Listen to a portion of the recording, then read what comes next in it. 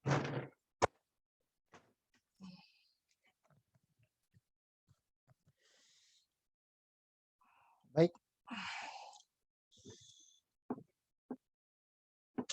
Bismillahirrahmanirrahim. Assalamualaikum warahmatullahi wabarakatuh. Waalaikumsalam warahmatullahi wabarakatuh. Jadi selamat pagi ya menjelang siang. Jadi pada pertemuan pertama kali ini kita akan membahas mengenai pengertian dan kegunaan statistika, kemudian jenis-jenis statistik, kemudian juga jenis-jenis data. Jadi mungkin ada beberapa orang tadi saya sudah cek di Spada, ada beberapa orang yang sudah mendownload materinya. Ya, saya lihat dari aktivitasnya.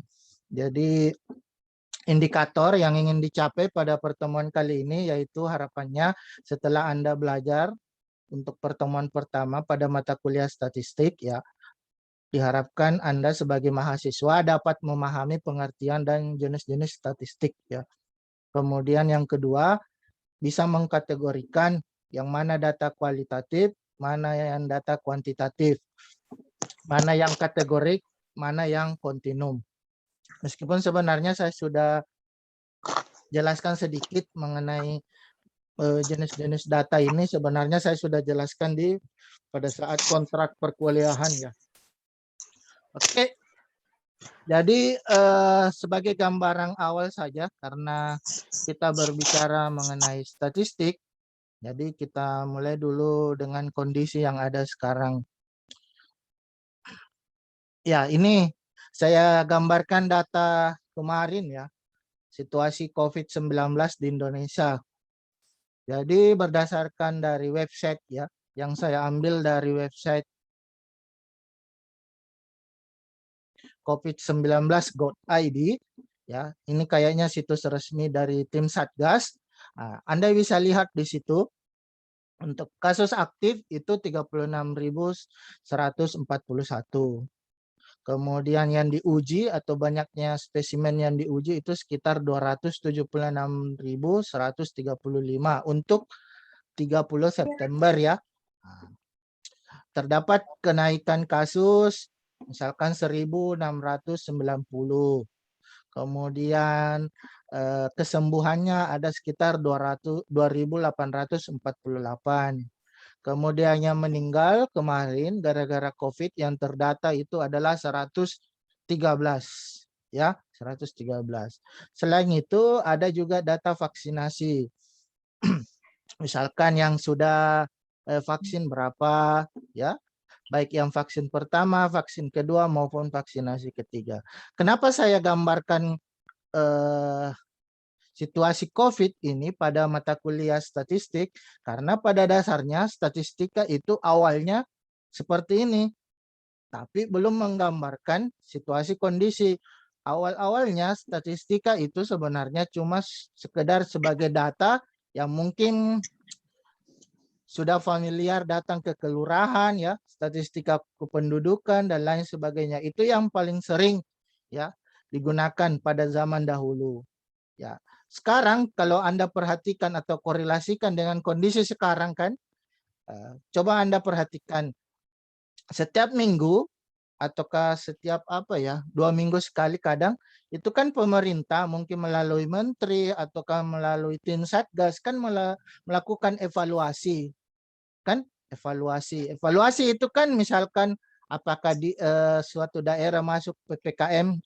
Kalau sekarang kan istilahnya PPKM level berapa, level 1, level 2, level 3 dan lain sebagainya kan, bahkan bisa sampai dulu level 4.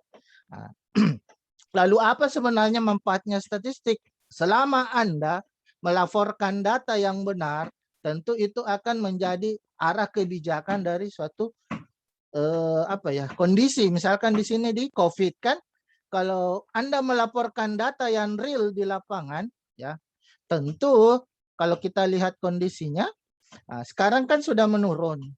Tentu pemerintah melonggarkan, sekarang sudah bebas beraktivitas, sudah bebas meskipun masih dalam tahap protokol kesehatan ya. Misalkan jual beli sudah bisa, mall kayaknya sudah dibuka juga ya. Meskipun itu juga masih terbatas ya dan lain sebagainya. Semua itu sebenarnya gara-gara statistik kan. Itulah kenapa kalau nanti misalkan Anda meneliti, yang penting itu sebenarnya bukan sebenarnya tujuan yang apa yang mau Anda capai, tapi bagaimana Anda menggambarkan situasi realistik yang ada di lapangan. Misalkan kalau Anda meneliti, harapan Anda misalkan ada peningkatan hasil belajar dengan metode pembelajaran yang Anda lakukan, jangan Anda memanipulasi data hasil belajar supaya ada peningkatan. Karena itu tidak melaporkan dengan kondisi yang sebenarnya. Itu pun sebenarnya dengan misalkan ini kalau kita ambil situasi yang lebih besar, misalkan gara-gara COVID. Kalau misalkan orang yang dibawa, misalkan yang di kesehatan melaporkan data yang palsu, misalkan dari setiap kabupaten, bisa-bisa pemerintah mengambil kebijakan yang salah juga ya. Misalkan kalau realnya di lapangan misalkan kasusnya sebenarnya tinggi, tapi yang dilaporkan oleh yang ditugaskan untuk menginput data misalkan itu melaporkan kurang karena demi apa ya supaya bebas beraktivitas dan lain sebagainya, kan itu bisa berbahaya untuk kesehatan, apalagi misalkan gara-gara virus COVID-19 kan seperti itu. Begitupun nanti kalau Anda meneliti, laporkan dengan situasi kondisi yang Anda dapatkan di lapangan, misalkan hasil belajarnya secara teori, misalkan nanti kalau Anda meneliti ternyata mungkin menurut teori kalau model A diajarkan harusnya hasil belajarnya meningkat, tapi ternyata ketika Anda menerapkan model A misalkan di sekolah A, misalkan di sekolah X, ternyata hasil belajar yang Anda peroleh tidak sesuai dengan teori, ternyata ada penurunan. Itulah yang tetap Anda laporkan. Jangan Anda manipulasi datanya nanti ya. Jangan Anda manipulasi. Itulah kenapa statistik itu penting, itu sebagai peneliti punya kejujuran karena melaporkan apa yang benar-benar yang Anda peroleh di lapangan. Jangan melaporkan sesuai dengan keinginan Anda. Karena ilmu statistik itu dia nanti menyimpulkan sesuai data real. Kalau Anda melaporkan data yang tidak real atau misalkan manipulatif, tentu keputusan dari statistik atau data yang kita kumpulkan itu juga bisa salah kan. Makanya itu di statistika itu ada dikenal istilah kesalahan jenis 1, kesalahan jenis 2, dan kesalahan jenis 3 dan lain sebagainya. Karena betul-betul nanti mungkin sebagai kita yang pengumpul data ya ataukah sebagai peneliti kita melaporkan data yang real di lapangan. Sisa mungkin tidak sesuai dengan teori, itulah yang kita bahasakan. Kalau misalkan kita lihat nanti di skripsinya kalau Anda menyusun, itulah yang kita bahasakan nanti di pembahasan. Kenapa tidak sesuai dengan teori yang kita harapkan. Jadi begitu ya. Ini sebagai pengantar saja bahwa statistik itu awalnya digunakan seperti ini, sebagai data saja. Tapi dulunya statistika itu umumnya digunakan misalkan di kantor pedesaan untuk data penduduk. Tapi sekarang coba Anda lihat statistika itu misalkan dengan situasi pandemi sekarang, statistika selama Anda melaporkan data yang real, ya, data yang real sesuai dengan yang kondisi di lapangan, ternyata di situasi COVID, statistika itu sangat berpengaruh terhadap pengambilan keputusan atau kebijakan dari suatu pemerintah. Misalkan di Indonesia, misalkan juga di negara lain juga kan, dia kan melihat dari kasus aktifnya, tidak mungkin dia mengambil kebijakan bukan dari melihat kasus aktifnya. Ya, sekarang itu kita lihat penggunaan statistika secara umum sekarang ya. Itu contoh realnya. Kalau ada yang mau bertanya silakan ya. Jadi mohon nonaktifkan mic-nya. Nanti kalau mau bertanya baru diaktifkan mic-nya. Baik, kita lanjut sekarang. Sumber materinya ini sesuai dengan yang saya share dulu waktu kontrak perkuliahan, yang bukunya Furqon dan Sutrisno Hadi. Oke, sekarang kita lihat pengertiannya ya. Jadi secara umum, jadi statistika itu awalnya berasal dari bahasa Latin, yaitu status ya. Tunggu saya nonaktifkan dulu. Ya, status artinya negara. Jadi memang itu statistik berasal dari kata status, yaitu bahasa Latin yang artinya negara. Artinya nanti digunakan untuk urusan negara. Jadi awalnya ini statistika seperti yang saya bilang tadi, yang saya gambarkan, ya, hanya digunakan untuk menggambarkan keadaan dan menyelesaikan masalah yang berhubungan dengan kenegaraan saja. Misalkan umumnya penduduk, pembayaran gaji, pegawai, dan lain sebagainya. Itu menurut Awaludin ya. Sedangkan menurut Sutrisno Hadi, statistik itu adalah cara untuk mengolah data, menarik kesimpulan yang teliti, dan keputusan yang logis dari pengolahan data. Kalau kita lihat pendefinisian oleh Awaludin dan pendefinisian oleh Sutrisno Hadi itu sudah sangat berbeda maknanya ya. Awalnya kalau menurut Awaludin seperti yang saya lihat, saya gambarkan tadi di kasus COVID, jadi menurut Awaludin itu cuma memperlihatkan saja. Oh, segini kasus aktif, misalkan kita lihat di COVID ya. Oh, segini kasus aktif. Oh, segini kasus misalkan yang sembuh.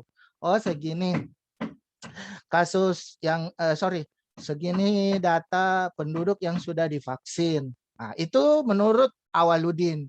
Tapi menurut Sutrisno Hadi, ketika data itu sudah kita olah, seperti misalkan sekarang, ketika pemerintah mengumumkan misalkan setiap level, misalkan di setiap daerah, dievaluasi setiap seminggu atau 2 minggu, sudah diambil keputusan. Itu menurut Sutrisno Hadi. Jadi bukan sekedar gambaran data saja, tapi ketika data itu kita olah dan sudah menarik kesimpulan, itu persepsi Sutrisno Hadi, itu yang dikatakan statistik. Jadi pendefinisian statistik menurut Awaludin dan menurut Sutrisno Hadi itu maknanya berbeda. Kalau dengan kondisi COVID sekarang di Indonesia yang sering diumumkan, sebenarnya sekedar gambaran saja secara visual ketika digambarkan di website misalkan di COVID itu menurut Awaludin, tapi ketika sudah diolah dan diumumkan oleh misalkan tim Satgas, oleh siapa lagi menteri misalkan ya, oleh menteri, dan sudah diambil keputusan bahwa misalkan di kota Jakarta dia sudah PPKM level 3, itu menurut Sutrisno Hadi seperti itu contohnya ya. Seperti itu contohnya. Jadi sebenarnya kedua definisi ini sudah terjadi untuk misalkan di contoh COVID. Tapi yang pengolahan sampai menarik kesimpulan, ya itu menurut Sutrisno Hadi. Ya, seperti itu. Sedangkan menurut Furqon, mirip sebenarnya dengan Sutrisno Hadi pendefinisiannya ya. Jadi statistika itu adalah bagian dari matematika yang secara khusus membicarakan cara-cara mengumpul, mengolah, menyaji, analisis sampai menafsirkan. Ketika contoh penafsirannya ya seperti yang dilakukan oleh menteri penentuan level itu namanya penafsiran. Pengumpulan data misalkan untuk kasus COVID kan diambil dari pelaporan setiap kabupaten. Misalkan ditugaskan tim Satgas di setiap kabupaten melaporkan datanya, itu cara-cara pengumpulannya. Kemudian nanti diolah mungkin di websitenya COVID atau lain sebagainya. Kemudian penyajiannya seperti di websitenya COVID yang divisualisasikan seperti itu maksudnya ya. Kemudian dianalisis dan penafsiran seperti kalau sudah tahap pengumuman dalam pengambilan keputusan.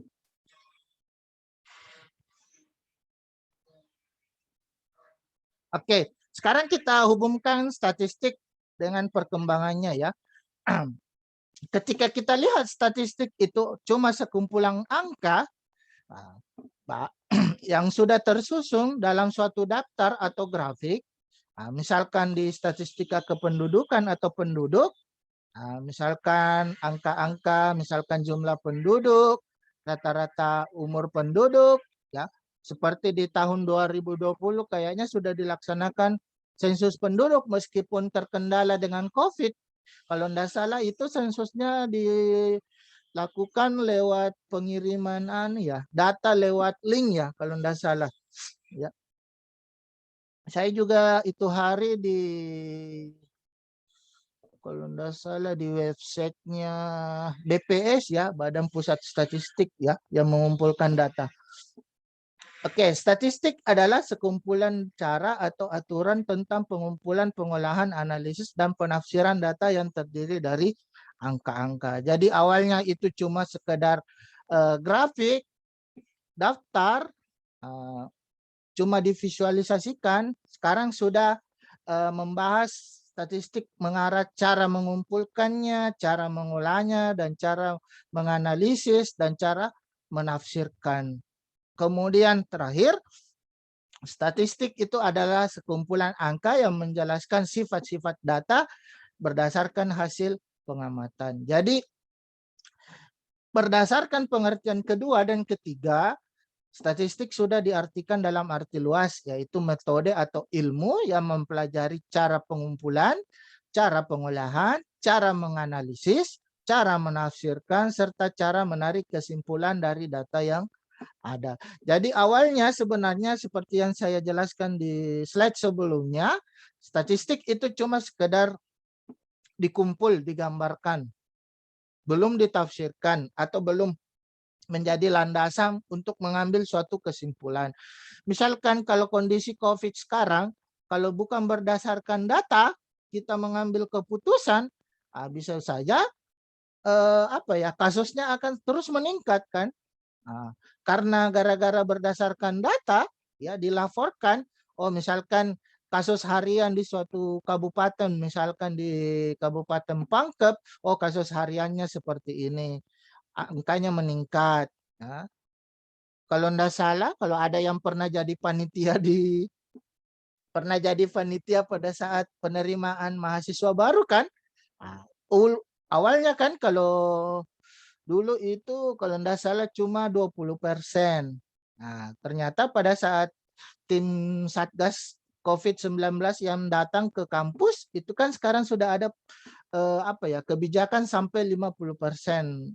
Ya, 50% dari kapasitas, misalkan dari suatu ruangan ada peningkatan, penambahan. Kenapa diberikan kelonggaran seperti itu? Itu kan semua karena berdasarkan data. Ternyata kasus harian di Kabupaten Pangkep untuk COVID misalkan, ada penurunan. Makanya dilonggarkan sedikit dari awalnya cuma maksimal dalam suatu ruangan misalkan cuma 20% dari kapasitas ruangan itu, ya sekarang sudah ditingkatkan jadi 50%. Ya, seperti itu. Itu semua berdasarkan apa? Karena ada statistiknya. Ya, ada perhitungan angkanya. Bukan sekedar keinginan dari tim Satgas. Saya mau 50%. Saya mau 70%. Ya, itu semua harus ada landasannya, ya, seperti itu. Kalau kita lihat statistika dalam arti sempit, dia cukup menggambarkan misalkan tabel, diagram, ya, rata-rata ukur, rata-rata harmonik, ya, median, kuartil. Saya kira Anda sudah pelajari di tingkatan SMA ya, kuartil, desil, persentil, ya, range, rentang antar kuartil, ya, simpangan rata-rata, simpangan baku, variansi, dan lain sebagainya. Tapi sekarang dalam arti luas, jadi statistika itu adalah alat untuk mengumpulkan data, mengolah, sampai menarik kesimpulan, serta membuat tindakan berdasarkan analisis data yang dikumpulkan. Ya, jadi misalkan sudah menentukan kesimpulan, maksimal ini misalkan di Kabupaten Pangkep, maksimal ruangan bisa diisi yaitu 50%. Ketika tim Satgas melakukan misalkan kayak dulu ke kampus, sidak, ya. Itu sebenarnya adalah suatu tindakan. Kenapa dia mengambil tindakan? Tentu karena adanya kesimpulan yang sudah dibuat oleh tim Satgas bahwa maksimal 50% dalam satu ruangan. Nah, sekarang dia sisa melakukan tindakan ya. Misalkan pada saat penerimaan mahasiswa baru itu kan dia sidak kan. Ternyata kapasitas ruangan kita misalkan lebih dari 200 orang. Nah, ternyata dia kasih saran, mungkin cuma 100 lebih. Sisanya dipisah. Kan seperti itu. Itu yang dimaksud tindakan. Semuanya itu berdasarkan statistik dalam arti luas. Ya, makna luas. Oke, dalam kehidupan sehari-hari. Contoh misalkan angka kenakalan remaja, tingkat biaya hidup, tingkat kecelakaan lalu lintas, tingkat pendapatan, dan lain sebagainya. Itu contoh ya, peranan statistika. Misalkan dalam penelitian ilmiah, tentu nanti misalkan kalau Anda melakukan pengambilan data, itu salah satu contoh peranan statistika. Misalkan dalam proses belajar mengajar, ya, misalkan ketika kita mengkomparasi siswa perempuan dan siswa laki-laki di kelas 1 bisa. Nah, kita mau lihat rata-rata prestasi siswa, misalkan di pembelajaran matematika di kelas 5 bisa. Misalkan indeks objektivitas bisa dalam ujian nasional pada mata pelajaran matematika. Nah, ini kan biasa diumumkan kan di websitenya. Misalkan dalam ilmu pengetahuan, makna, misalkan seperti yang tadi tim COVID, ya, itu kan berdasarkan ilmu pengetahuan, dia berdasarkan data. Ya.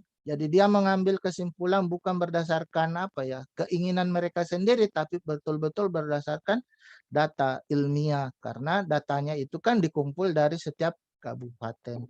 Tentu nanti tim Satgas yang menganalisis dan menyimpulkan kira-kira dia di daerah ini, di daerah A misalkan di Kabupaten Pangkep itu masuk PPKM level berapa dan lain sebagainya. Itu yang dimaksud dalam kegiatan ilmu pengetahuan.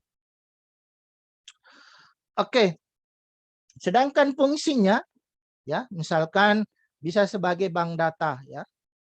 Misalkan contoh yang sebagai bank data, kalau misalkan sekarang Anda perhatikan ketika kita masuk, mungkin belum diterapkan di Sulawesi Selatan ya, tapi misalkan di Jakarta itu kan, atau misalkan kalau kita mau pergi misalkan menggunakan pesawat terbang, sekarang itu kan Anda diwajibkan mendownload aplikasi Peduli Lindungi. Ya, Peduli Lindungi itu kalau Anda perhatikan yang bisa Anda download ya, itu kan di situ bisa terlihat misalkan si Takwa pernah tes rapid test pada tanggal berapa, apakah pernah terjadi gejala COVID, ya, semua itu dilaporkan seperti itu. Makanya itu sebagai bank data, artinya semua data-data kita itu tersimpan di aplikasi Peduli Lindungi, ya. Jadi kita sudah bisa tahu, misalkan ketika kita mau check in, misalkan kalau kita mau berangkat pesawat, misalkan kita scan, itu ada barcode-nya. Kita scan misalkan di bandara, terlihat, ini si Takwa, pernah tes rapid pada tanggal segini, pernah tes PCR di tanggal segini. Itu semua datanya ada, dan itu tersimpan sebagai bank data. Yang kedua, misalkan sebagai alat quality control untuk membantu standarisasi sekaligus sebagai alat pengawasan. Ya, aplikasi Peduli Lindungi itu sudah menjadi alat quality control dan standar kan. Misalkan dalam setiap aktivitas, meskipun belum diterapkan di semua bidang atau sektor ya, tapi terutama mungkin misalkan di di Jakarta, itu kan Peduli Lindungi sudah sebagai aplikasi wajib yang harus kita punya. Misalkan mau masuk ke mall ya, harus dicek ya. Karena di Peduli Lindungi selain misalkan seperti yang saya bilang tadi, misalkan data tes rapid, PCR, itu juga ada data misalkan data vaksinasi ya, Anda sudah divaksin keberapa, dan lain sebagainya ya. Ketika Anda belum, misalkan kalau Anda lihat berita di TV, misalkan kalau Anda belum divaksin, minimal divaksin 1, kalau misalkan di Jakarta itu kan sudah tidak bisa masuk di mall, tidak boleh juga berangkat, misalkan kalau mau naik transportasi, ya itu kan berarti sebagai alat pengawasan juga sebagai alat quality control kan, seperti itu maknanya. Sebagai alat analisis, ya boleh sebagai alat analisis karena misalkan data-data misalkan yang di Peduli Lindungi itu kan terintegrasi dengan data di Tim Satgas Pusat. Jadi makanya dari situ dia bisa menghitung misalkan oh segini kasus harian kan seperti itu. Oh segini kasus harian di kabupaten misalkan di Pangkep. Ya, seperti itu. Pemecahan masalah dan pembuat keputusan sebagai dasar penetapan kebijakan dan langkah lebih lanjut untuk mempertahankan atau mengembangkan perusahaan dalam perolehan keuntungan. Nah, boleh juga di perusahaan, tapi kalau saya contohkan misalkan di pemerintahan, misalkan untuk kasus COVID kan, saya kira Anda sudah tahu kan kondisi di sekarang. Oke, sekarang kita masuk ke jenis-jenis statistik ya. Mungkin yang berdasarkan cara pengolahan datanya itu mungkin sudah familiar buat Anda ya.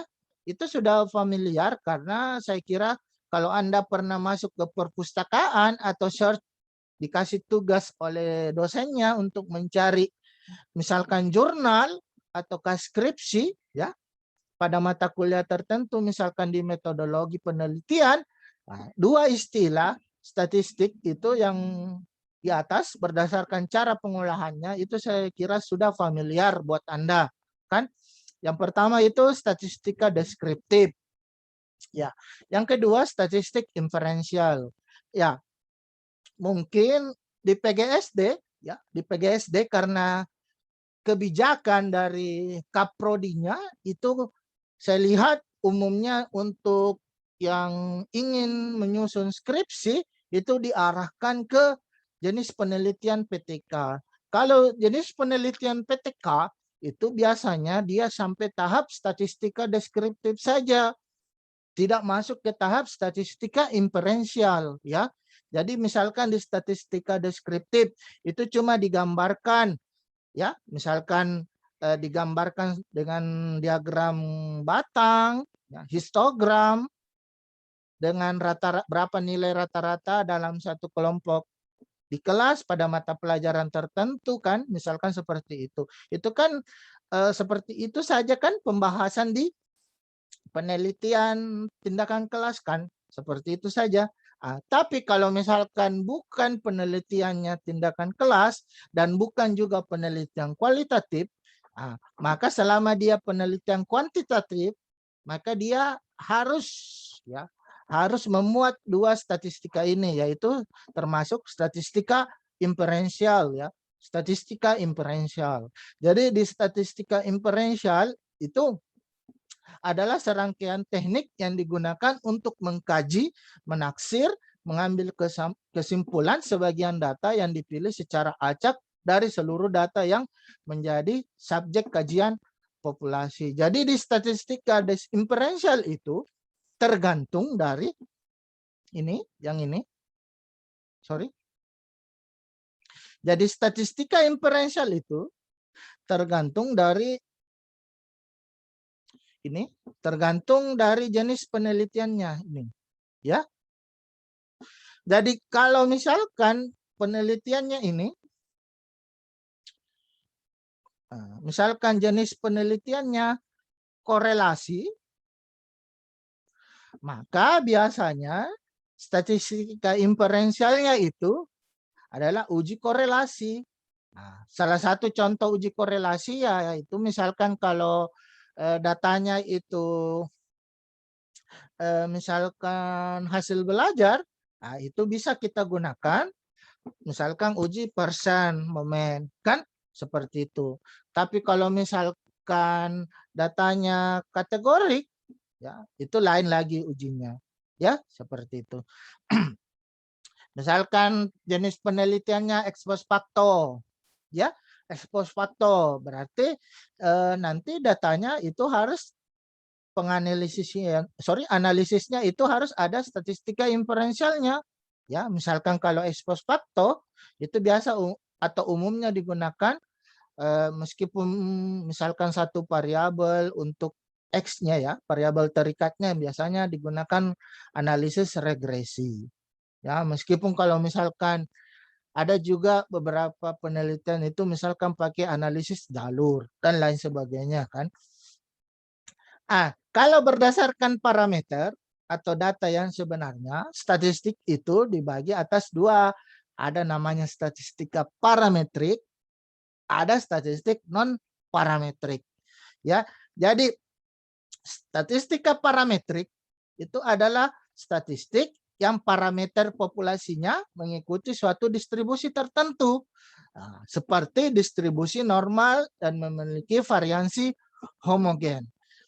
Sedangkan statistika non parametrik itu bagian statistik yang parameter populasinya tidak mengikuti suatu distribusi tertentu atau memiliki distribusi yang bebas dari persyaratan dan varians yang tidak perlu homogen.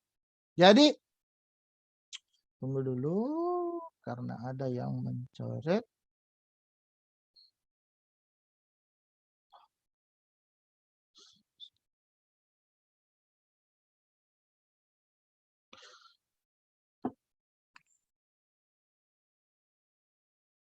Oke, jadi apa yang dimaksud statistika parametrik? Ya, kalau misalkan umumnya penelitian yang kuantitatif, ya, di mana jenis datanya yang dikumpul itu adalah yang bisa dihitung atau diukur, ya, tidak seperti misalkan wawancara, angket dan lain sebagainya. Itu umumnya masuk di statistika parametrik, ya.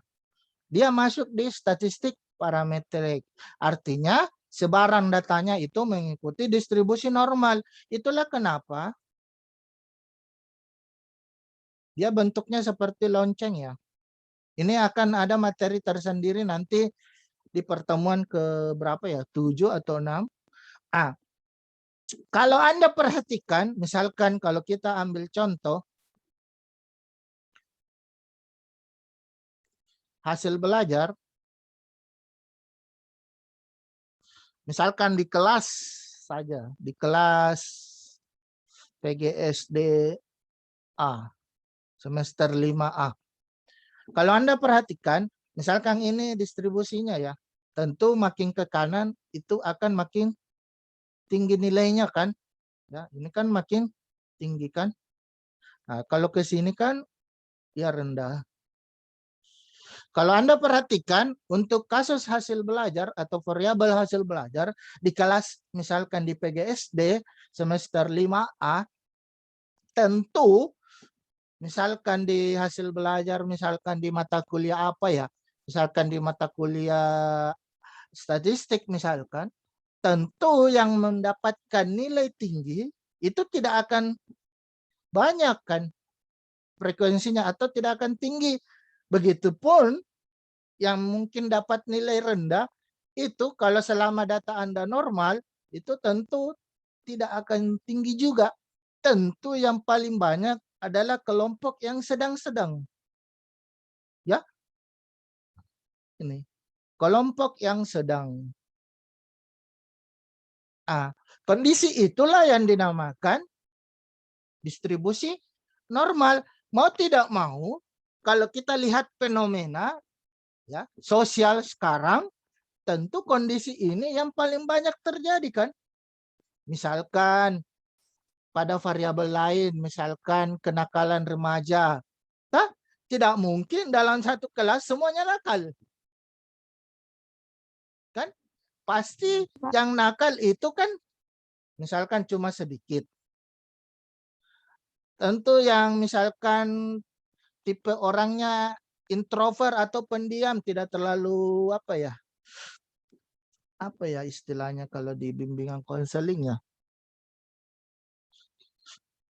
agresivitas ya, agresivitas apa ya? Perilaku agresif ya. Perilaku agresif misalkan perilaku agresif tentu misalkan di untuk variabel perilaku agresif tentu misalkan tidak semua dalam satu kelas misalkan di SMA berapa kita ambil data tentu tidak mungkin semua siswanya di situ tinggi perilaku agresifnya.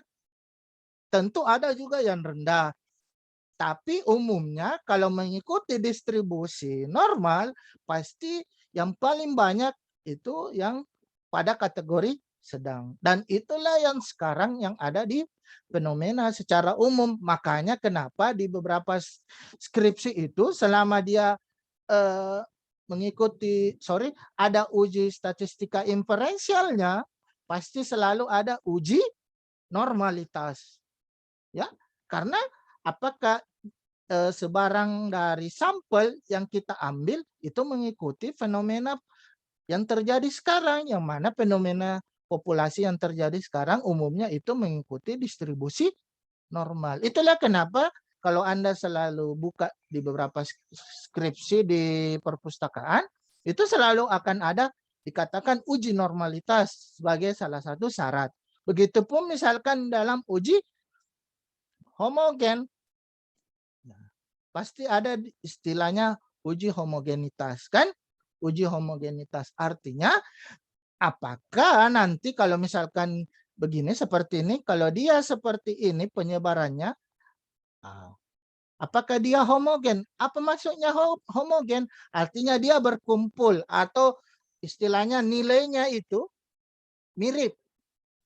Jadi kalau seperti ini, dia kan yang paling banyak di kategori sedang. Tentu kalau misalkan dicari rata-ratanya atau nilai parameternya, tentu dia yang diambil di sini. Ya, kalau diambil yang di sini, tentu saya kira itu sudah tepat. Kenapa? Karena sebaran data ini dia homogen. Kenapa homogen? Karena dia berkumpul atau banyaknya identik nilainya itu untuk hasil belajar. Misalkan dicontohkan di sini sebarannya untuk hasil belajar, itu dia kan berkumpul di kategori sedang. Nah, berarti ketika kita menarik kesimpulan bahwa oh rata-rata misalkan hasil belajar mata kuliah statistika untuk kelas pagi SD semester 5A itu misalkan di sini dicontohkan misalkan di sini 70, itu sudah homogen. Kenapa homogen? Karena dia ternyata mengikuti sebaran normal, dan dengan mengikuti sebaran normal tentu terlihat oh di mana dia berkumpul. Kalau dia berkumpul tentu artinya nilainya itu pasti mirip-mirip kan. Kalau digambarkan di garis bilangan kan. Ketika dia berkumpul seperti itu tentu istilahnya dia homogen. Artinya tidak terlalu jauh beda lah nilainya dari semua. Misalkan kalau kita lihat di sini digambarkan variabel hasil belajar. Seperti itu ya. Itulah kenapa selalu dalam skripsi itu selama dia mengambil penelitian kuantitatif selalu dua persyaratannya. Harus normal, uji normalitas, dan uji homogenitas.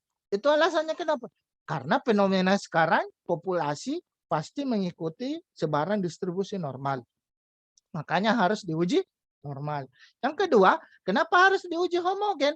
Karena kalau misalkan kita menarik kesimpulan dari sekumpulan data itu, misalkan untuk hasil belajar, misalkan saya contohkan di sini, kalau dia sudah berdistribusi normal, tentu dia akan berkumpul misalkan pada kategori yang di tengah. Nah, ketika di tengah itulah, disitulah letak dari suatu parameter namanya rata-rata. Rata-rata itu ketika data sudah mengikuti sebarang normal dan berkumpul di tengah, tentu ketika dia berkumpul berarti dia sudah homogen. Artinya rata-rata yang kita tarik itu bisa menjadi alat untuk mewakili sekumpulan data yang kita kumpulkan. Itulah kenapa selalu dikatakan harus uji homogen. Artinya kalau kita menarik kesimpulan, oh betul, pasti nilainya itu di sekitar itu. Tidak mungkin nilainya jauh atau jomplang dari situ. Kecuali kalau ada nanti data pencilan. Nah, itulah yang menyebabkan nanti kalau misalkan kalau Anda punya data misalkan untuk skripsi, kalau ada data pencilan yang aneh tersendiri, itu tidak kita pakai rata-rata, tapi misalkan kita pakai median, ya, median. Oke, lanjut ke statistik non parametrik. Nah, ini yang non parametrik biasanya itu untuk yang penelitian kualitatif, ya. Yang alat pengumpulan datanya atau instrumen yang digunakan itu umumnya misalkan wawancara, ya, wawancara. Nah, itu biasanya kita gunakan statistik non parametrik ataupun variabel, ya, variabel yang tidak bisa kita ukur. Ya, misalkan jenis kelamin. Jenis kelamin, misalkan salah satu variabel penelitian kita, misalkan nanti misalkan jenis kelamin, misalkan di kelas, ya sini, di kelas PGSD 7A, misalkan laki-lakinya ada, misalkan yang jenis kelamin laki-laki ada 10, contoh ya, ini contoh ya. Kemudian yang perempuan ada misalkan 20. Biasanya kan kalau kita mengumpulkan data kan biasanya pakai angket. Biasanya itu kan kalau pakai angket, misalkan lingkari angka 1 untuk pria atau laki-laki, 2 untuk wanita atau perempuan. Kalau kita sudah kumpul seperti itu datanya, tidak mungkin kita pakai rata-rata kan. Misalkan kalau kita lihat di sini kan, kalau kita kali berarti 10 ya. 10 ditambah berapa di sini? 20 kali 2 berarti 40 kan? Dibagi berapa nilai totalnya? 30 orang. Berarti 50 dibagi 30 atau 5/3. 5/3 itu sekitar berapa ya? 1, bagi 3 berarti 3 kali 6 ya. Sekitar 1,6. Kalau 1,6 itu kalau kita cari rata-ratanya, berarti ini jenis kelamin apa? Tidak mungkin saya katakan, oh setengah ya, antara 1 dan 2. Berarti rata-rata jenis kelamin mahasiswa di PGSD kelas 5 itu banci. Ya tidak mungkin kan? Saya kategorikan seperti itu kan? Karena tadi kita misalkan, oh pengkategoriannya kan 1 untuk pria atau laki-laki. 2 untuk perempuan. Oh ternyata setelah saya cari rata-ratanya, oh 1,6. Oh 1,6 itu antara laki-laki dan perempuan. Oh berarti saya bisa menarik kesimpulan, oh rata-rata mahasiswa kelas semester 5 PGSD kelas A itu banci. Kenapa banci? Karena nilai rata-ratanya itu untuk variabel jenis kelamin 1,6. 1,6 itu antara 1 dan 2. Tidak bisa kan seperti itu kan? Anda menarik kesimpulan kan salah kan? Tidak bisa untuk variabel jenis kelamin kita hitung seperti itu. Untuk menggunakan rata-rata kan? Makanya ada istilah statistika non parametrik. Nanti di statistika non parametrik itu dia tidak mengikuti distribusi ini lagi. Ya. Tentu ada distribusi tersendirinya. Contohnya misalkan jenis kelamin itu nanti kan dia tidak mengikuti garis seperti ini, tapi nanti distribusinya ada tersendiri. Misalkan dia polanya pakai garis seperti ini, ya ini ada distribusi tersendiri namanya. Ya, ada distribusi tersendiri. Ya, seperti itu. Lanjut, berdasarkan ruang lingkup penggunaan, ya. Statistika bisa dibagi beberapa macam, misalkan statistika pendidikan, statistika perusahaan, statistika ekonomi, statistika pertanian. Nah, biasa kan pernah ada sensus pertanian kan? Nah, misalkan itu masuk kategori statistik pertanian, statistik kesehatan maupun statistika sosial. Lalu apa yang dimaksud dengan data? Data itu adalah fakta empirik yang dikumpulkan oleh peneliti untuk kepentingan memecahkan masalah atau menjawab pertanyaan penelitian. Data itu dapat berasal dari berbagai sumber yang dikumpulkan menggunakan berbagai metode selama kegiatan penelitian berlangsung. Ya, jadi ada beberapa metode yang bisa digunakan untuk mengumpulkan data. Oke, kita lihat berdasarkan sifatnya, data itu kita kelompokkan menjadi dua. Ada namanya data kualitatif, ada namanya data kuantitatif. Ada berdasarkan sifat angkanya, ada yang dinamakan kontinum, ada yang kategorik. Berdasarkan skala pengukurannya, ada namanya data nominal, ordinal, interval, dan rasio. Ya, tapi yang umumnya dikenal itu adalah yang ini, yang terakhir, nominal, ordinal, interval, dan rasio. Ya.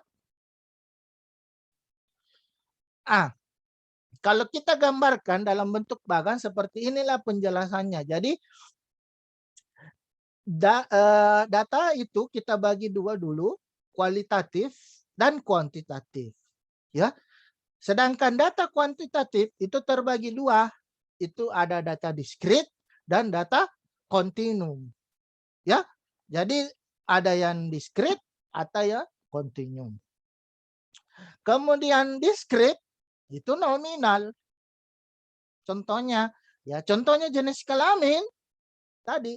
Artinya ketika kita mengumpulkan data, pemberian nomor atau angka itu cuma sebagai variabel boneka. Ya, artinya cuma alat supaya gampang dikelompokkan. Oh, yang menjawab 1 berarti segini frekuensinya. Oh, yang menjawab angka 2 untuk jenis kelamin wanita, oh segini banyak. Tapi tidak bisa digunakan untuk misalkan digunakan untuk mencari rata-rata, itu tidak bisa kan untuk yang data nominal. Tentu digunakan misalkan yang cocok itu misalkan modus kan, seperti itu. Kalau misalkan tadi kita mau mengambil kesimpulan seperti yang saya contohkan, misalkan oh ternyata nilainya itu misalkan 40, kita komparasi misalkan dengan 10, oh dari situ kita bisa mengambil kesimpulan bahwa oh modus mahasiswa kelas semester 5 kelas prodi PGSD kelas A itu adalah wanita kan, umumnya adalah wanita, ya seperti itu. Jadi tidak boleh kita ambil kalau misalkan jenis kelamin kita rata-rata, bisa saja kesimpulannya salah kan, seperti yang tadi saya contohkan. Untuk data kontinum ini terbagi menjadi 3, misalkan ordinal, interval, rasio. Ordinal itu mirip dengan yang tadi jenis kelamin, tapi perbedaannya itu sudah ada tingkatannya. Misalkan kalau ordinal itu sudah bertingkat, misalkan tingkat pendidikan, ya. Biasa kita lihat tentu yang tingkat pendidikan SD, SMP, SMA itu kan berbeda. Beda dengan jenis kelamin. Jenis kelamin misalkan pria dan wanita itu kan tidak berbeda. Kita anggap dia setara kan, setara. Tapi kalau misalkan tingkat pendidikan SD, yang tamat SD, yang tamat SMP, yang tamat SMA, itu kan berbeda kan? Tidak mungkin kita setarakan ijazah SD, ijazah SMP, ijazah SMA. Kan seperti itu. Kalau data seperti itu masuk di kategori ordinal. Ya. Untuk interval, saya kira ini yang intinya yang bisa diukur, ya, yang bisa diukur apakah kita buat angket dan lain sebagainya, yang penting bisa diukur. Misalkan hasil belajar kita intervalkan, itu bisa masuk di skala interval. Termasuk juga rasio, ya, mirip-mirip. Nah, sekarang kita lihat pendefinisiannya. Ya, yang mau bertanya silakan aktifkan mic-nya ya. Nah, silakan aktifkan. Data kualitatif. Ya, artinya data yang berbentuk angka. Data kuantitatif adalah data yang berbentuk angka atau bilangan. Data ini dapat diolah atau dianalisis menggunakan teknik perhitungan matematika atau statistik. Contoh misalkan di bimbingan konseling, itu misalkan pemilihan karir siswa. Kan variabel ini biasa ya. Locus of control. Ya, locus of control. Persepsi jenis kelamin misalkan. Kan? Misalkan di PGSD itu kecerdasan moral, kecerdasan sosial siswa SD. Itu data kuantitatif. Kenapa dikatakan data kuantitatif? Karena semuanya itu diukur pakai misalkan kecerdasan moral. Itu kan bisa kita buat angketnya kan. Nah, kita bisa kasih angket ke siswa dan kita bisa ukur. Kan seperti itu. Data kualitatif itu data yang berbentuk kata-kata, bukan dalam bentuk angka. Jadi kalau misalkan Anda mengumpulkan misalkan seperti wawancara itu masuk kategori data kualitatif. Ya, karena yang dikumpulkan itu adalah berbentuk berbentuk kata-kata ya yang merupakan dari jawaban dari responden kan. Teknik pengumpulannya banyak, misalkan wawancara, analisis dokumen, diskusi, observasi, foto, dan rekaman video. Itu masuk dalam data kualitatif. Contoh misalkan pengelolaan bimbingan konseling di sekolah, misalkan di SMA 1 Lakbak, SMA misalkan SMA Negeri 4 Pangkep, kan bisa seperti itu. Ya, pengelolaan bimbingan konseling tentu misalkan untuk mengetahui bagaimana pengelolaan tidak mungkin meskipun bisa dikasih angket tapi untuk jawaban yang lebih real tentu kita bisa mewawancarai guru bimbingan konselingnya kan supaya lebih real data yang kita peroleh. Misalkan di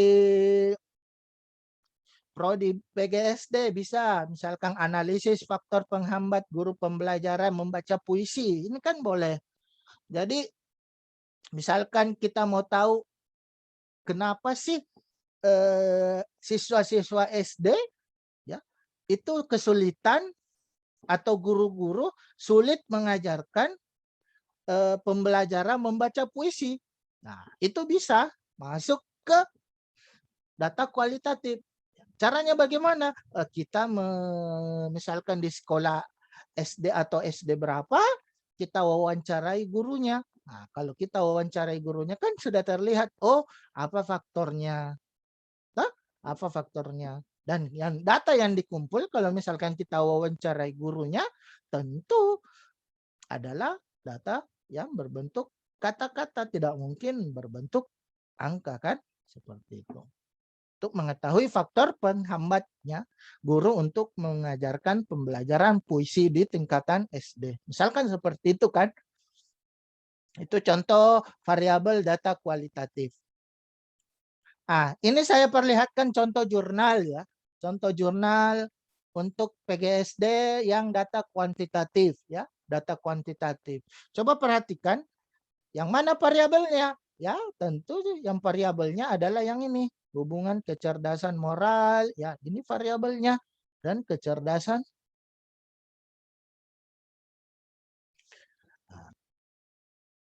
Kalau Anda perhatikan di setiap jurnal, tentu di bagian abstraknya itu biasa sudah disebutkan. Oh dia penelitian apa. Oh seperti dicontohkan ini penelitiannya Ibu Suherli atau Nada Suherli. Itu dia di sini di abstraknya sudah disebutkan, oh dia penelitian kuantitatif. Kalau dia penelitian kuantitatif, kita sudah bisa menduga, oh berarti di data yang dikumpulkannya itu kalau penelitian kuantitatif, tadi seperti yang dicontohkan, oh bisa dia diskrit, dia bisa juga data kontinum. Kan seperti itu. Kalau diskrit, oh nominal. Kalau kontinum apa tadi? Ordinal interval, dan rasio. Kan seperti itu ya. Tadi kan secara umum kualitatif. Ada kuantitatif. Ketika sudah disebutkan kuantitatif, oh berarti data itu untuk variabel kecerdasan moral, ini sudah bisa kita duga apakah dia data diskrit atau data kontinum. Kalau diskrit berarti data nominal. Kalau kontinum berarti dia bisa ordinal, bisa interval, bisa rasio. Kira-kira kecerdasan moral dan kecerdasan sosial itu masuk di data apa? Apakah data nominal, data ordinal, data interval, atau data rasio? Yang pasti kedua variabel ini tentu sudah masuk di data kuantitatif kan? Seperti itu. Kalau mau melihat dia masuk di kategori mana, tentu nanti kita lihat instrumen atau alat yang mengumpulkannya. Di sini dia gunakan kuesioner. Kalau kuesioner, berarti umumnya itu masuk cuma dua. Apakah dia nominal atau dia ordinal. Ya, kalau dia menggunakan kuesioner, artinya dia menggunakan angket. Kalau angket kan, kalau selama angketnya itu adalah misalkan opsional, pengkategorian, nanti misalkan kita bisa lihat opsinya apa, misalkan kecerdasan moral. Ketika misalkan opsinya nanti pilihannya, misalkan di sini ada tinggi, rendah, sedang. Ketika dia sudah membedakan seperti ini, posisinya berarti dia masuk di ordinal. Karena dia sudah ada tingkatannya. Tapi ketika opsinya itu setara, ya, tidak ada perbedaan, berarti dia masuk di kategori nominal. Ya, seperti itu. Di sini dicontohkan karena judulnya adalah hubungan, pasti arahnya dia penelitian korelasional. Makanya tadi saya contohkan kalau kuantitatif umumnya salah satu contohnya adalah penelitian korelasional. Sorry. Ini saya contohkan untuk data kualitatif pada prodi bimbingan dan konseling. Saya ambil jurnal untuk prodi BK. Coba Anda lihat judulnya pengelolaan bimbingan konseling, ya, rintisan sekolah berstandar internasional SMP Negeri 1 Bojonegoro, ya, RSBI. Ini misalkan penelitiannya oleh Bapak Solihin dan Samino dan Suwaji. Coba Anda perhatikan di bagian abstraknya. Ini saya ambil dari jurnal ya. Di situ dikatakan dia kualitatif. Untuk memastikan untuk lebih yakin bahwa variabel ini adalah masuk kategori data kualitatif, lihat penganalisis atau instrumen untuk mengumpulkan datanya. Ya, di sini dia menggunakan wawancara, observasi, dan dokumentasi. Tentu kalau wawancara, data yang dikumpulkan adalah kata-kata kan. Ya, jadi meskipun disebutkan, misalkan nanti di jurnalnya, dia data kualitatif, tapi untuk lebih memastikan bahwa data yang ini masuk, variabel ini masuk dalam kategori data kualitatif, lihat instrumen yang digunakan. Dia instrumennya wawancara. Kalau wawancara itu, pasti data yang dikumpulkan itu adalah kata-kata. Kalau kata-kata berarti dia masuk data kualitatif kan? Seperti itu. Oke? Saya kira ini sangat gampang untuk yang pertemuan awal, ya. Jadi berarti pasti variabelnya, yang mana variabelnya? Tidak mungkin variabel penelitiannya ini rintisan sekolah berstandar internasional SMP Negeri 1 Bojonegoro. Ini kan nama lokasi kan? Ini kan nama lokasi. Tentu yang menjadi variabelnya ya ini pengelolaan. Inilah Pak. Berarti variabel pengelolaan bimbingan konseling itu bisa masuk dalam kategori data kualitatif. Ya, seperti itu ya caranya melihat dari jurnal. Ya. Oke, sekarang kita lihat pembahasan mengenai data kontinum. Data kontinum adalah data statistik yang angka-angkanya merupakan deretan angka yang sambung menyambung. Dengan kata lain, data kontinum itu deretan angkanya adalah suatu data yang menyambung. Atau kalau digambarkan secara visual, kontinum itu dia seperti ini. Dia nyambung. Artinya continue. Kalau dalam bentuk garis kan. Contoh misalkan mengenai tinggi badan. Kan? Tinggi badan itu data kontinum. Misalkan dalam satuan sentimeter kan. Tentu misalkan tergantung alatnya sih sebenarnya. Ya, alat untuk mengukur tinggi badan. Tapi biasanya makin tinggi tingkat ketelitian alatnya misalkan. Tentu selain misalkan yang angka-angka yang misalkan bilangan asli, nah bisa juga misalkan 10,1, 10,2, 10,3, 10,4, 10,5 dan lain sebagainya. Itu kan ada kemungkinan seperti itu kan. Tergantung sih juga memang alat pengukurannya, tapi biasanya tinggi badan itu bisa kan misalkan 160,1 cm. Bisa seperti itu kan. Contoh lain misalkan berat badan. Nah, bisa juga dalam kilogram misalkan 50,1, 50,2, 50,3 dan lain sebagainya. Nah, ini kan continue. Ya. Nah, ini menurut Awaludin Jalla itu pada bukunya di halaman 19 ini contoh 2 variabel yang masuk kategori data continuum. Ya. Kalau menurut Batara Kaya misalkan berat badan, ya, tinggi, waktu, ya, itu semua masuk juga dalam kategori data continuum. Ya. Sedangkan di data diskrit, menurut Awaludin di sini dicontohkan misalkan jumlah anggota keluarga. Tadi jenis kelamin. Contohnya, jumlah anggota keluarga. Misalkan 1, 2, 3, 4, 5. Tidak mungkin kalau ditanya, oh berapa jumlah anggota keluargamu? Oh saya 1,5. Orang akan pasti heran. 1,5. Berarti ada yang anggota keluarganya sepotong. Ya, seperti itu. Kan? Kalau seperti itu, berarti data itu misalkan di variabel jumlah anggota keluarga, pasti dia masuk kategori data diskrit. Kan? Seperti itu. Misalkan juga jumlah buku di perpustakaan, ditanyakan jumlah buku.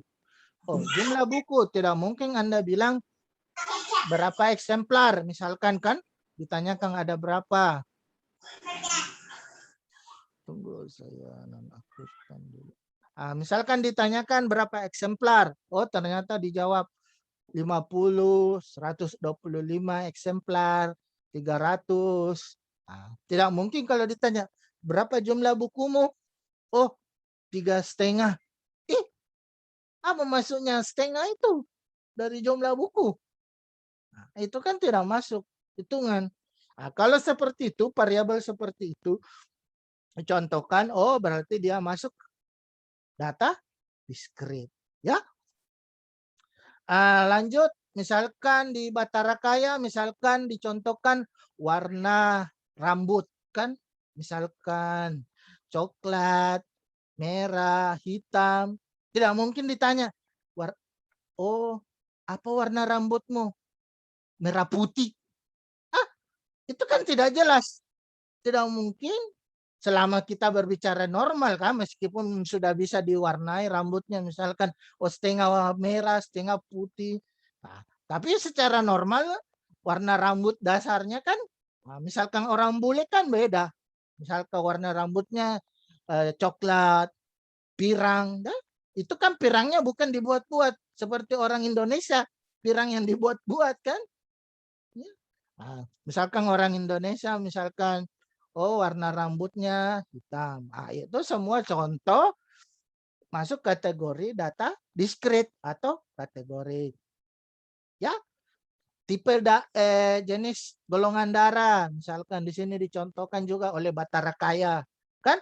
Misalkan golongan darah apa? Oh, saya setengah O, setengah A. Tidak mungkin ada orang seperti itu kan? Masa yang kanan setengah golongan darahnya O, yang kiri setengahnya lagi golongan darahnya A. Bagaimana kalau mau ditransfusi darah? Tidak mungkin kan? Kalau kita berbicara normal ya, normal, pasti cuma satu golongan darah kan, seperti itu.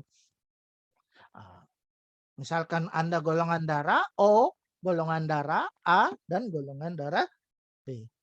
Ya, seperti itu. Nah, itulah contoh masuk dalam data diskrit. Ya.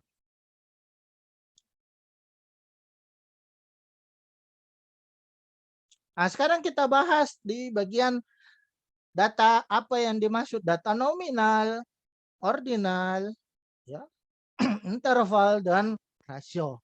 Jadi menurut Margono ini data nominal itu data yang memiliki skala yang bersifat kategori, ya, atau pengelompokan. Seperti yang saya bilang tadi, posisinya itu setara, ya.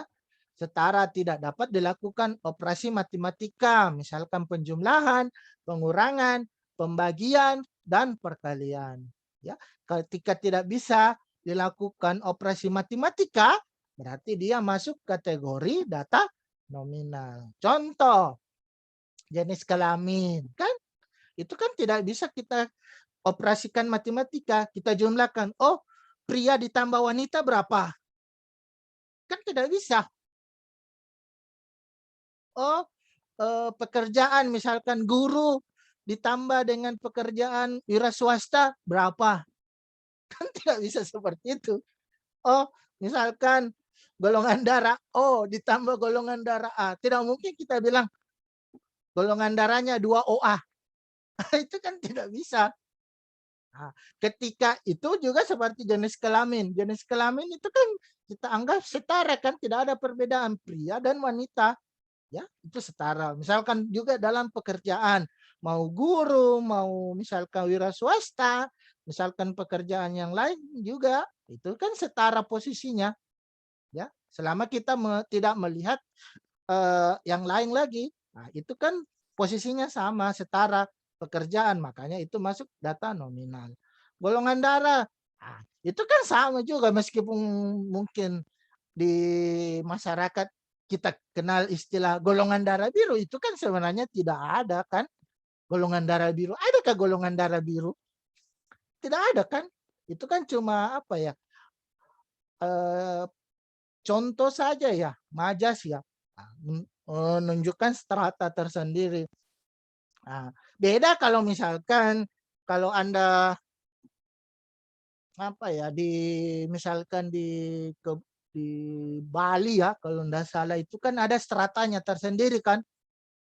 Oh, Anda berasal dari strata ini, Anda misalkan strata A, strata B, Anda tidak boleh kawin dengan yang ini. Anda harus kawin dengan yang memiliki strata yang sama. Ya, ada kan yang seperti itu kalau di Bali, saya lupa istilahnya ya. Ada itu di Bali yang seperti itu. Ras, misalkan agama, itu kan juga semua tidak bisa ya kita jumlahkan. Nah, makanya data kualitatif itu bisa juga bersifat data nominal itu bisa juga bersifat kualitatif, tapi dia bukan data kualitatif karena data kualitatif itu berbentuk angka. Ya, tapi dia bisa bersifat kualitatif. Ya.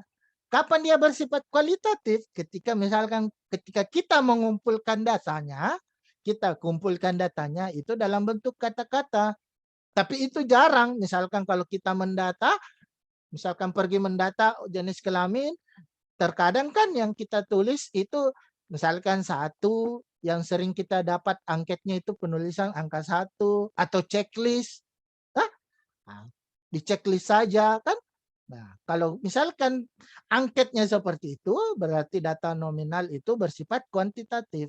Tapi ketika misalkan kalau kita kumpulkan datanya, kita tulis misalkan jenis kelamin pria, wanita, kita tulis, nah itu berarti dia masuk kategori kualitatif. Ya, karena dia bersifat dia karena data yang kita kumpulkan itu dalam bentuk kata. Ya, seperti itu. Tes, ya, ini yang penting. Tes itu, tes statistika yang cocok untuk data nominal itu pakai statistika non parametrik. Ya, seperti yang saya bilang tadi, biasanya contohnya itu uji chi-square, uji tanda Neymar, uji Cochran-Key, dan uji koefisien kontingensi. Nah, uji chi-square itu biasa kalau satu variabel. Sama dengan uji tanda Neymar. Ya, uji Cochran-Key itu misalkan kalau 2 variabel. Ya, uji koefisien kontingensi itu misalkan untuk mencari hubungan, tapi data kita seperti misalkan untuk mencari korelasi, tapi misalkan data yang kita kumpulkan data nominal. Oh, ada uji tersendirinya. Jadi jangan dipaksa pakai uji Pearson dan lain sebagainya, karena misalkan untuk jenis data kita misalkan nominal, nah itu akan ada teknik mengujinya tersendiri. Ya, jadi tidak ada misalkan satu uji untuk semua jenis data, tidak bisa. Ya, ini contoh ya data nominal untuk kategorik. Ya, jadi dia masuk kuantitatif. Kemudian contoh variabelnya misalkan saya ambil ini, misalkan jurnal untuk bimbingan konseling, karena paling sering itu nanti yang prodi bimbingan konseling itu mungkin penelitiannya itu mungkin arahnya atau jenis data yang dikumpulkan itu pasti umumnya kalau bukan nominal dia ordinal. Nah, contohnya di sini misalkan variabel keputusan pemilihan karir. Ini variabelnya kan? Nah, ini variabelnya. Ya. Nah, apa opsinya? Realistik, investigatif, artistik, sosial, interpreting. Ini menurut teori ya, yang dikutip oleh si ini penelitinya, ya, teorinya.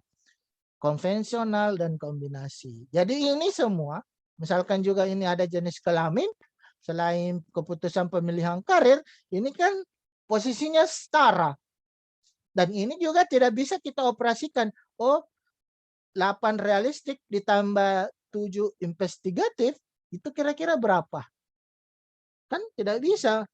Oh, ada 8 yang memilih karir realistik. Oh, ada 9 yang memilih karir investigatif. Kan tidak bisa kita jumlahkan. Ya, seperti itu. Makanya variabel keputusan pemilihan karir itu masuk di variabel data nominal. Contoh, locus of control. Ya, locus of control itu juga masuk di kategori data nominal. Ini variabelnya. Nah, apa pengkategoriannya? Oh, internal, ada eksternal. Ya, seperti itu. Misalkan persepsi peran jenis kelamin juga. Oh, ini variabel yang masuk kategori nominal. Karena yang misalkan yang kita misalkan menurut teori ada yang maskulin, ada feminim, ada androginin, ya, dan lain sebagainya, itu setara posisinya dan kita tidak bisa operasikan. Ya, kita tidak bisa operasikan penjumlahan matematikanya ya. Nah, artinya ini 3 contoh variabel yang masuk kategori data nominal. Untuk misalkan di prodi bimbingan dan konseling. Nah, sekarang kita masuk di data ordinal. Apa bedanya data ordinal dengan data nominal? Data ordinal itu dia memiliki skala yang saya bilang tadi, yang saya contohkan, tingkatan ya. Kuncinya itu di sini, di tingkatan. Jadi dia memiliki tingkatan perbedaan subjek secara kuantitatif. Jadi misalkan ranking ya. Di sini dicontohkan ranking. Tentu ranking itu kan berbeda. Ya, misalkan yang ranking 1, ranking 2, ranking 3. Oh, ketika data yang Anda kumpulkan seperti itu, dia masuk kategori data ordinal, ya. Dia masuk kategori data ordinal. Seperti yang saya bilang tadi, tingkat pendidikan itu masuk ordinal.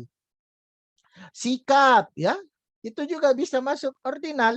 Ya, misalkan kan dalam skala Likert kita gunakan pengumpulan angketnya.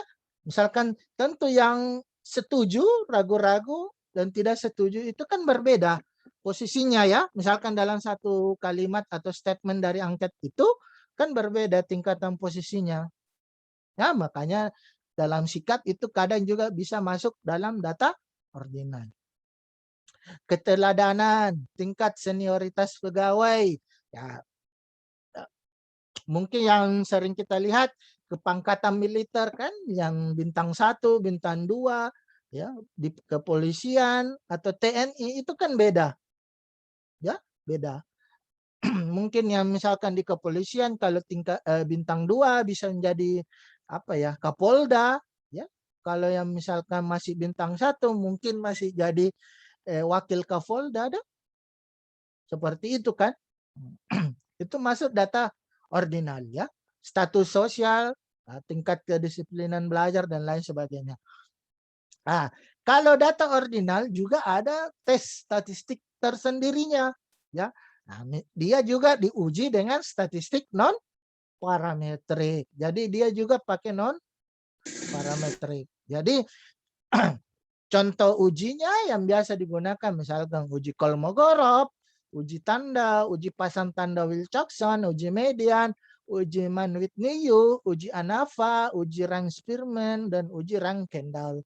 Ya, uji Rang-Spearman dan Kendall ini biasanya digunakan untuk uji korelasi.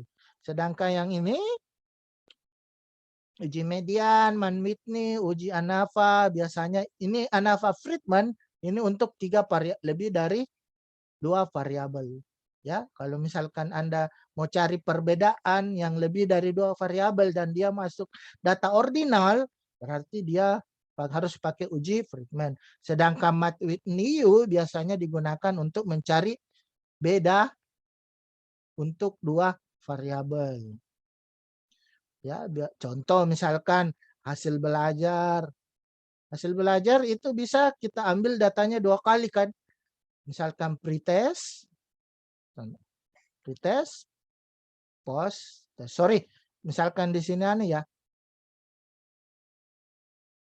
sikap terhadap sikap mahasiswa terhadap perkuliahan statistika. Nah, ini sikap, ini bisa diukur pretest dan post-test kan. Nah, pretest post-test kan itu 2 variabel. Nah, kalau sikap itu bisa kita gunakan uji Mann-Whitney. Nah, karena datanya itu ada 2.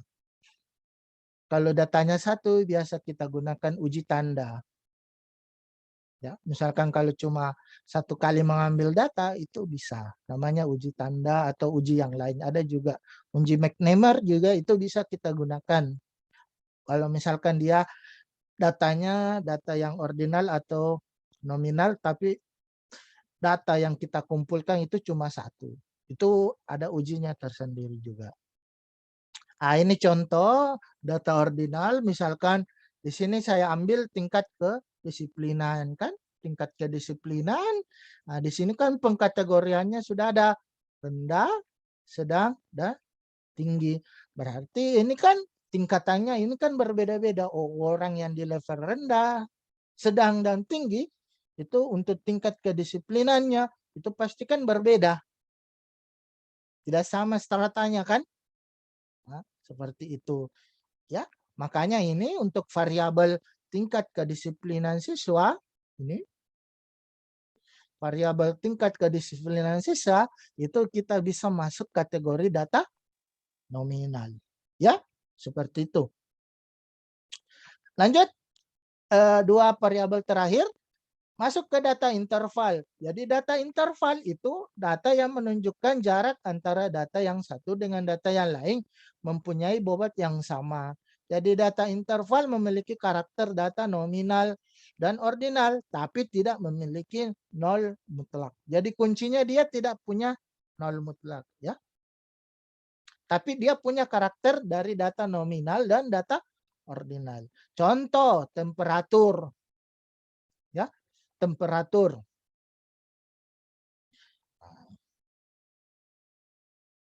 Sekonyong-konyongnya pasti di suatu daerah atau tempat tidak mungkin tidak ada temperaturnya. Misalkan di Antartika pun itu pasti ada temperaturnya. Ya, selama alat yang digunakan itu bagus, pasti ada temperaturnya. Tidak mungkin ada temperatur suhunya 0. Wah, tidak mungkin. Paling misalkan di Antartika palingan -2, -3 kan seperti itu, atau 0, kan seperti itu ya. Tidak ada yang memiliki temperatur atau suhu yang 0. Masa ada suhu badannya 0? Meskipun misalkan ada orang meninggal, kita ukur suhunya, pasti ada suhunya. Meskipun misalkan kalau dikatakan kalau sudah lama suhunya pasti tidak akan panas lagi, ya, tidak akan tinggi lagi suhu badan, tapi pasti tidak mungkin 0 kan suhu badannya orang. Ya, seperti itu. Pasti akan dipengaruhi oleh suhu lingkungan kan juga. Jarak, ya. Jarak juga tidak mungkin akan 0 kan? Seperti itu. Misalkan jarak dari Lakbakang ke Pangkep kan tidak mungkin ada jaraknya 0 kilometer. Jaraknya berapa kilometer? Kan? Apakah Anda pernah melihat misalkan jaraknya ini 0 kilometer? Tidak mungkin kan? Misalkan lagi tingkat kecerdasan.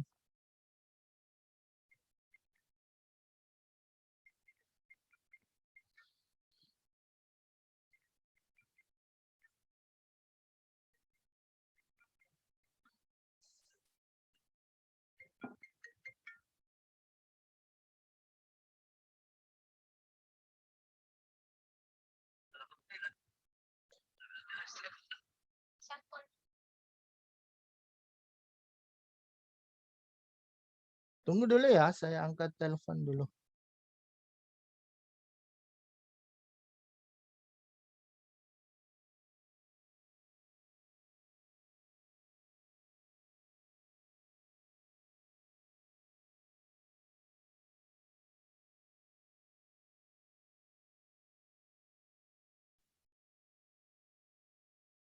Oke, lanjut.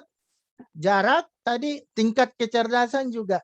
Sebodoh-bodohnya orang pasti ada juga tingkat IQ-nya kan? Seperti itu. Skor, misalkan skor ujian juga. Misalkan ada tes kan? Kalau tes pasti misalkan akan ada nilainya. Ya. Selama pedoman penskorannya itu kita misalkan sesuaikan. Misalkan tes pilihan ganda. Besar kemungkinan seorang siswa dapat 0 kan. Tapi sebenarnya misalkan kalau kita ukur selama soal yang kita gunakan itu adalah soal yang valid dan reliable, pasti sebenarnya pasti akan ada nilai. Itulah kenapa biasa di mata kuliah asesmen pembelajaran skor yang keluar itu sebenarnya skor yang bukan asli, ya, karena masih banyak potensi, bisa saja karena apa? Kesalahan gurunya yang membuat soal yang tidak valid. Soalnya seenak-enak dari gurunya saja kan. Misalkan membuat soal misalkan pada saat subuh, ya. Misalkan padahal tesnya itu misalkan pagi hari, jadi terkadang soal yang dibuat itu seenak dari gurunya, bisa saja seperti itu.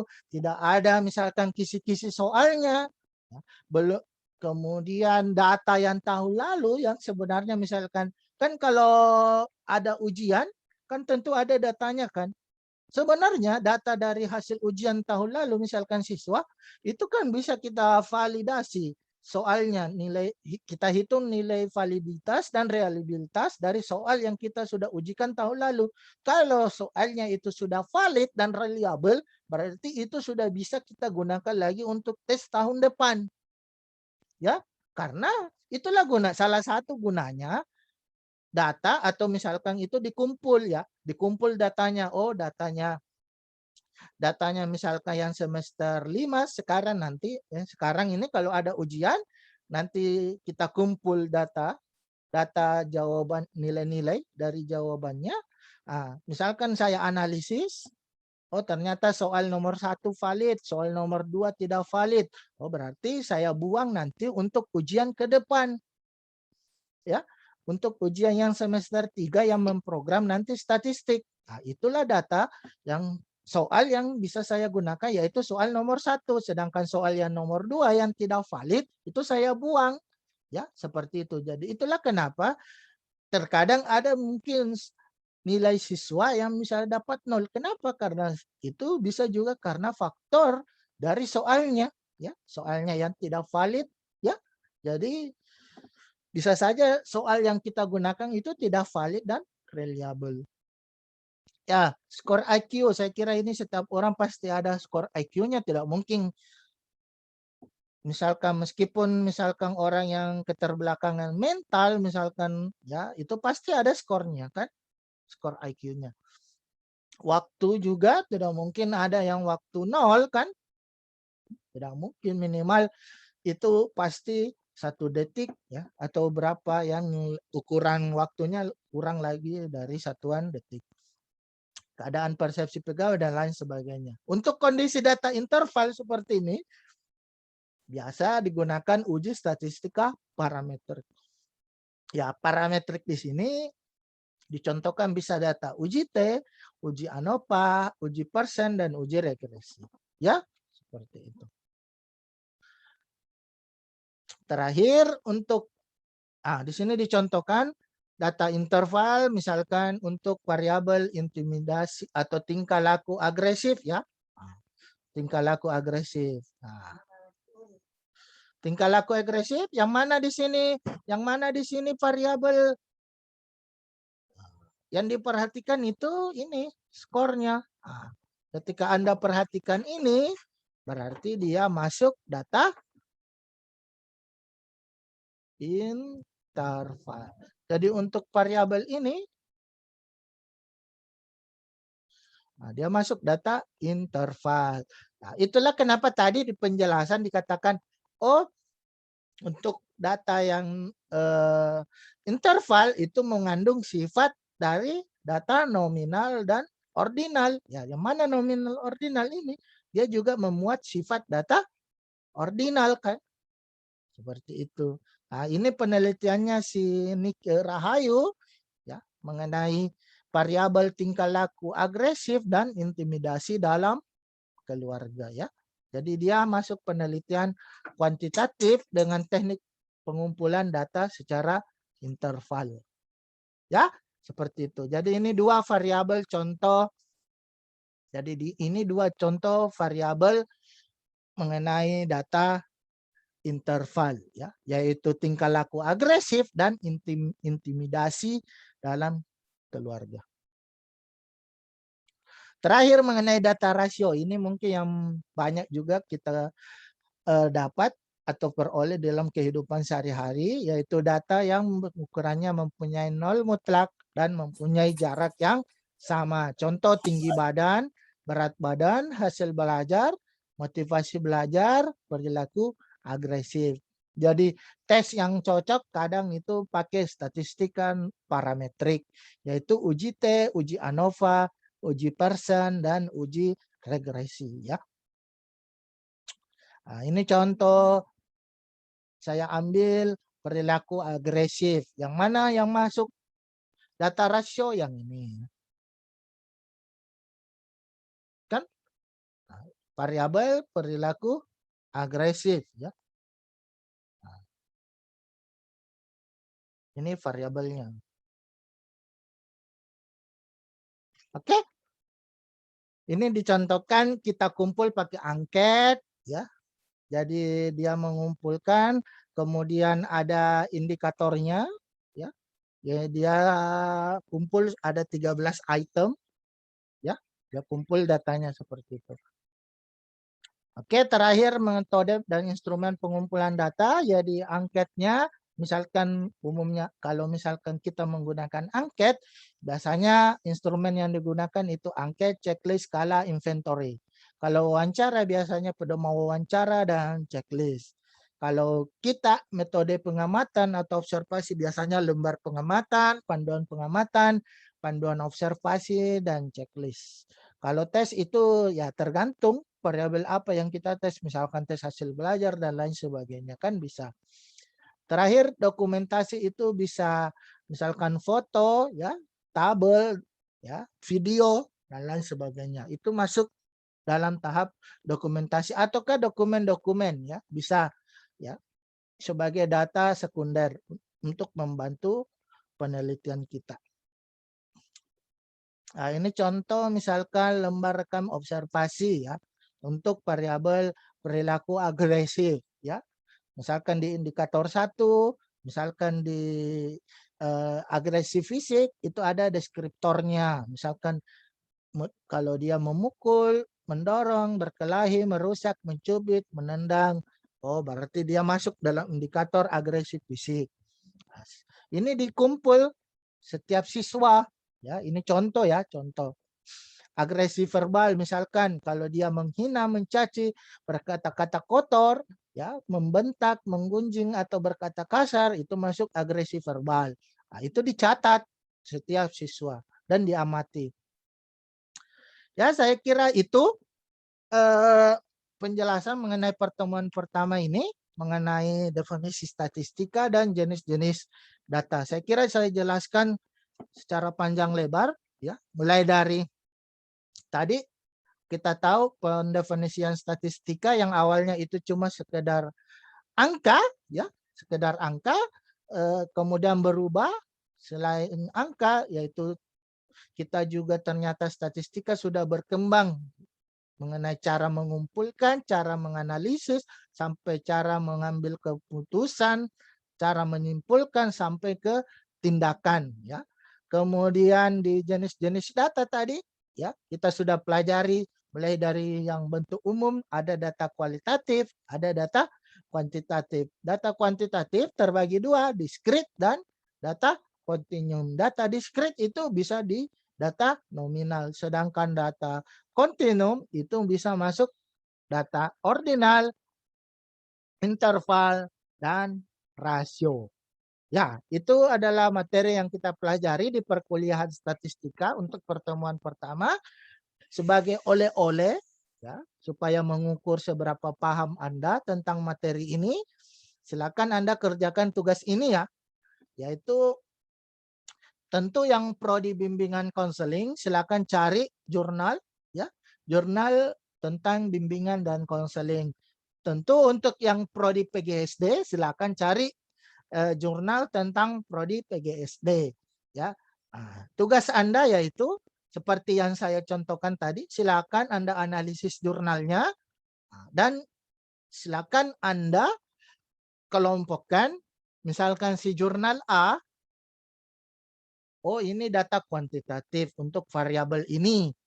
Oh ini masuk data kualitatif untuk jurnal ini. Oh ini masuk data kontinum untuk jurnal ini. Oh ini masuk data kategorik oh untuk jurnal ini. Ini masuk data nominal oh untuk jurnal ini.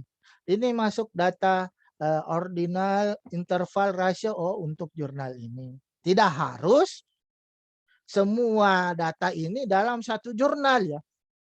Jadi silakan cari jurnal sebanyak-banyaknya sesuai prodi Anda dan temukan jenis-jenis data ini. Ya. Jadi seperti yang saya contohkan, jadi silakan Anda seperti ini misalkan silakan screenshot ya, misalkan oh ini screenshot di copy di Word ya. silakan di screenshot itu jurnalnya, terutama misalkan di bagian abstrak yang bisa memperlihatkan bahwa oh ini masuk kategori data kualitatif, lihat instrumennya apa.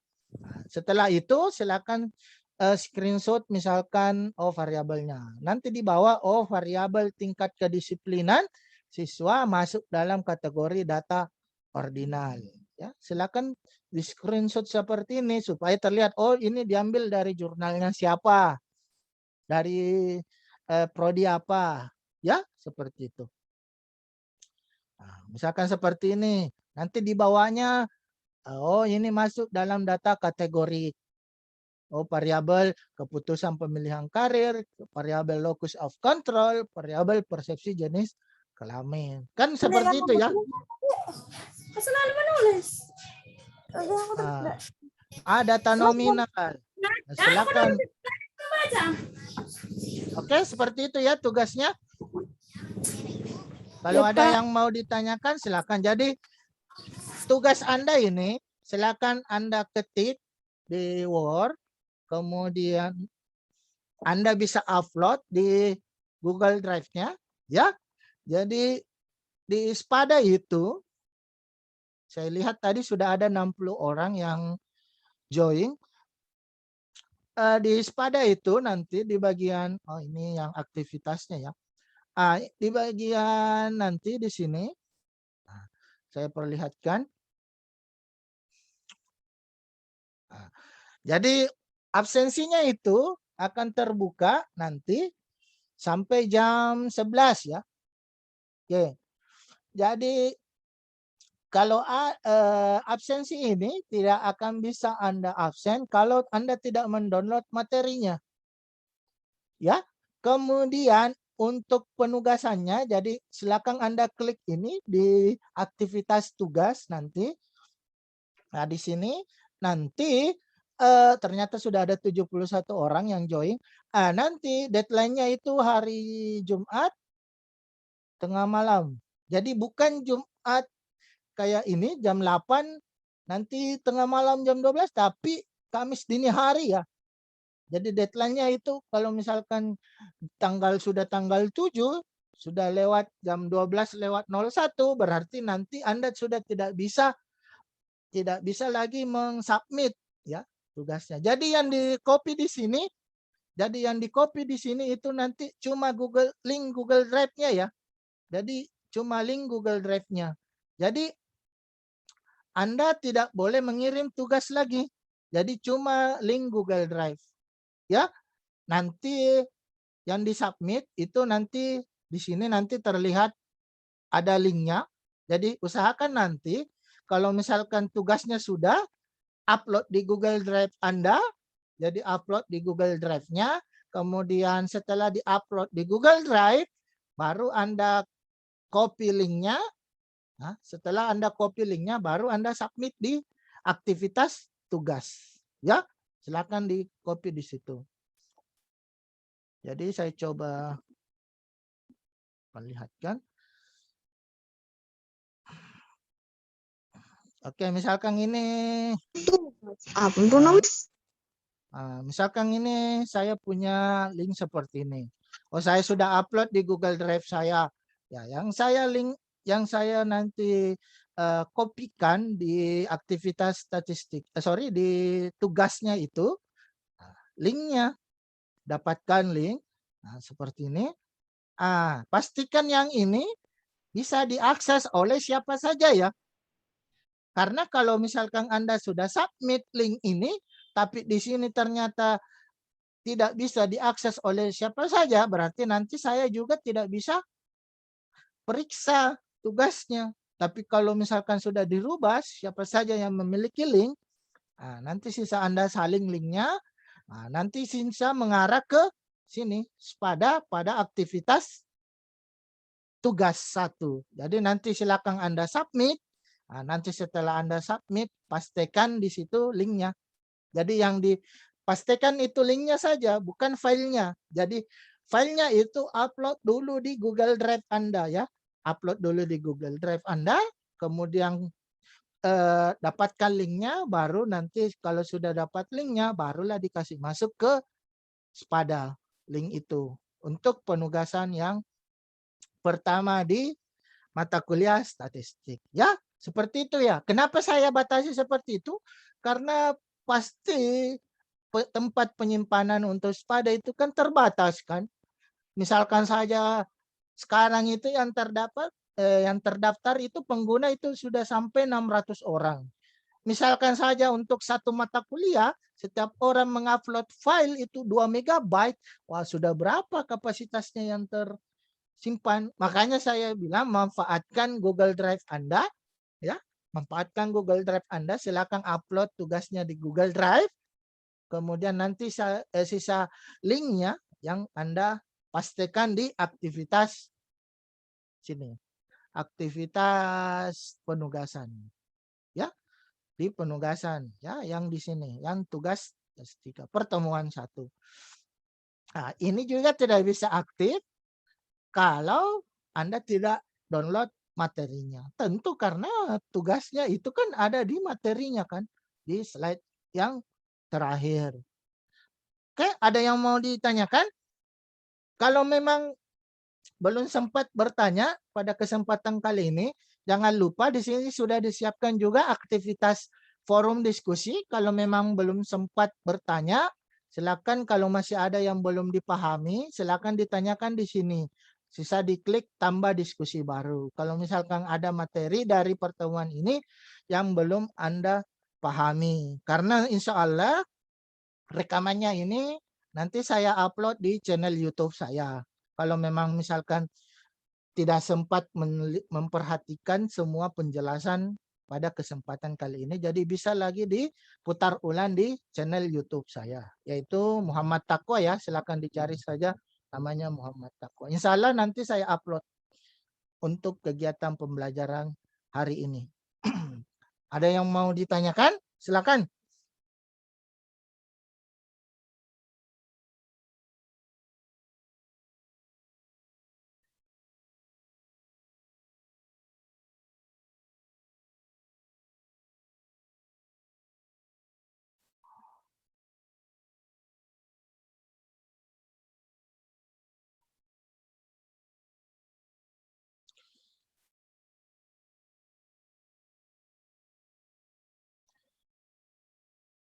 Oke, kalau enggak ada yang mau ditanyakan berarti sebagian besar sudah paham mulai dari materi sampai nanti penugasannya ya.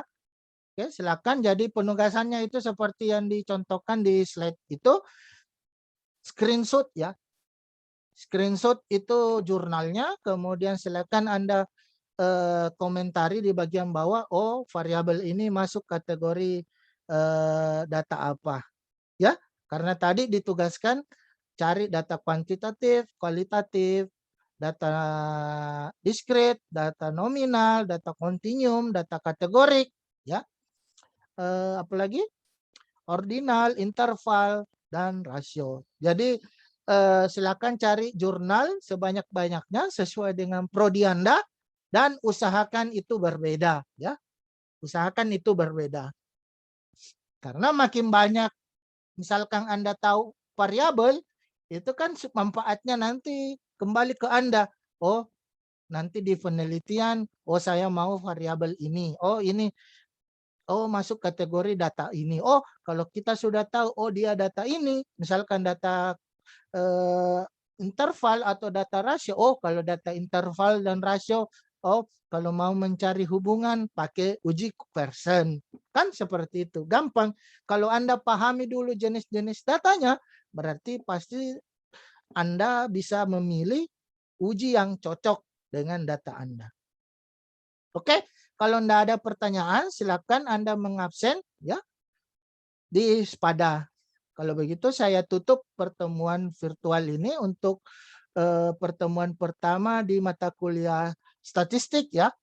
Oke, insya Allah minggu depan kalau memang misalkan ada kesempatan mungkin kita asinkronus ya. Jadi mungkin cuma video pembelajaran saja ataukah penugasan saja.